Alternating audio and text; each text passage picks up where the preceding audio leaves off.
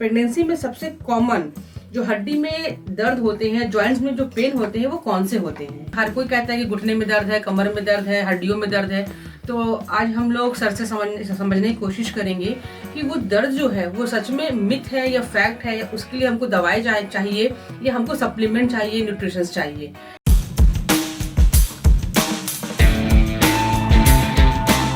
तो सर, सवाल ये है कि प्रेगनेंसी में अगर हम लोग बात करें तो प्रेगनेंसी में सबसे कॉमन जो हड्डी में दर्द होते हैं, जॉइंट्स में जो पेन होते हैं, वो कौन से होते हैं?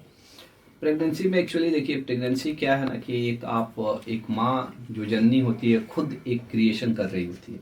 समझिए कि आपके शरीर से ही एक शरीर बन रहा है, एक और बच्चा बन रहा है। और बच्चों का तो जो फाउंडेशन रहता है वो बोन ही रहता है। बोन, जॉइंट्स, हड्डियाँ और कैल्शियम, और ये सब कहाँ से मिलता है? सब माँ के शरीर से ही जाता है।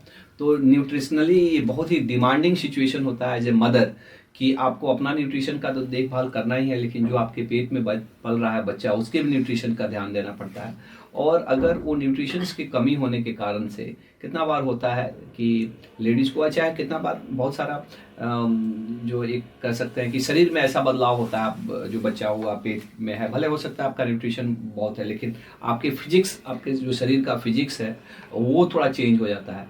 तो वैसे सिचुएशंस में भी बोन के, जॉइंट्स के प्रॉब्लम होते हैं, कुछ तो न्यूट्रिशंस की कमी के कारण, और कुछ पोस्चर्स। और ये कॉमन है और ये फैक्ट है कि होते हैं। लेकिन अगर आप सही पोस्चर्स का ध्यान देते हैं, आप सही न्यूट्रिशंस लेते हैं, तो इससे बच सकते हैं और आप भी खुद अच्छे रह सकते हैं और एक अच्छे बच्चे को भी आप जन्म दे सकते हैं। ये तो ज़्यादा अच्छा से आप मैडम बता सकते हैं, लेकिन बहुत सारी लेडीज़ एक्चुअली प्रेगनेंसी में तो नहीं, लेकिन प्रेगनेंसी के बाद हम लोग के पास आती हैं जब उनके बच्चे हो जाते हैं कि कमर में दर्द हो रहा है। और अधिकतर समय हम देखते हैं कि वो न्यूट्रिशनल ही डिफिशियंसी रहती है।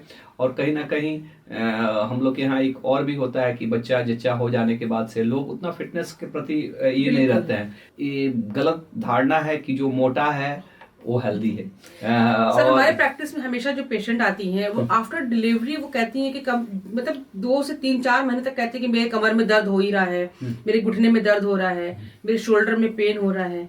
हम लोग तो कोशिश करते हैं कि उसको पेन किलर एंड कैल्शियम और आयरन वगैरह दे दे, बट उससे भी उनको रिलीफ नहीं मिलता है। तो ऐसी महिलाओं के लिए आप क्या कहना चाहेंगे? एक तो पहला चीज कि अगर इस तरह से दर्द होता है तो क्या कारण रहता है? तो एक न्यूट्रिशनल कमी के कारण से, कि कैल्शियम, विटामिन डी की कमी के कारण से जो हड्डियां थोड़ा सा ही हो जाती है, उसके कारण से भी, वेट गेन होने के कारण से ना, और तीसरा एक कि सही पोस्चर्स और मसल्स का टोन सही नहीं होने के कारण से दिक्कत होता है। तो एक्चुअली आपको न्यूट्रिशन पे ध्यान देना है, कैल्शियम, विटामिन डी, ये सब चीज़ें लेना है। और भी आप लोग जैसे आयरन वगैरह देते हैं, केवल कैल्शियम विटामिन की थोड़ी कमी होती है, बाकी भी न्यूट्रिशन की कमी होती है। तो ये सब चीज़ों का ध्यान देना है। इसके साथ साथ आपको अपने पोस्चर्स का ध्यान देना चाहिए, जो आप ज़्यादा बेहतर ढंग से बता सकते हैं, और कुछ एक्सरसाइज भी करना है ताकि आपके मसल टोन्ड अप रहे। क्योंकि आप हड्डियों को मजबूत कर देंगे आप ये सब चीज़ें करके, लेकिन हड्डियां भी और मांसपेशियां भी मजबूत होने के लिए कुछ उसकी एक्टिविटी होनी चाहिए। कितना बार लोग प्यार में, चाहने में ये हिसाब बैठा के, तो ये प्यार नहीं है। मुझे लगता है कि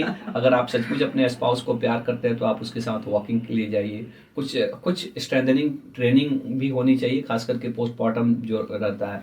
और ये आपके मसल्स के टोन को स्ट्रांग करता है, हड्डियों को मजबूत करने में हेल्प करता है। आप कितना भी अच्छा आप न्यूट्रिशन ले रहे हैं, हो सकता है आपको कैल्शियम, विटामिन डी की कोई कमी नहीं है, लेकिन फिर भी अगर आप एक्सरसाइज नहीं करेंगे तो मांसपेशियां, हड्डियां कमजोर होगी, और जो अच्छा नहीं।